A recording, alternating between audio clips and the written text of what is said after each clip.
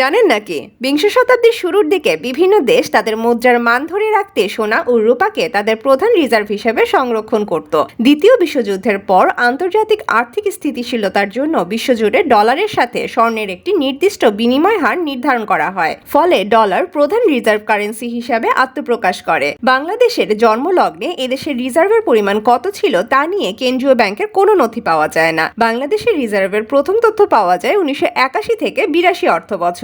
এই সময় এদেশের রিজার্ভের পরিমাণ ছিল মাত্র 12,10,00,000 যা পরবর্তী 5 বছরের মধ্যে দ্রুত বাড়তে শুরু করে। 1986-87 অর্থ বছরে বাংলাদেশের রিজার্ভ বেড়ে দাঁড়ায় 71,50,00,000-এ। বাংলাদেশের বৈদেশিক মুদ্রার সর্বোচ্চ রিজার্ভ ধরা হয় 48.06 বিলিয়ন ডলার, যা রেকর্ড করা হয় 2021 সালের আগস্ট মাসে। এর পরের বছর অর্থাৎ 2022 সাল থেকেই বাংলাদেশের রিজার্ভের পরিমাণ ক্রমান্বয়ে কমতে শুরু করে। বর্তমানে বাংলাদেশে বৈদেশিক মুদ্রার রিজার্ভের পরিমাণ 34.86 বিলিয়ন মার্কিন ডলার।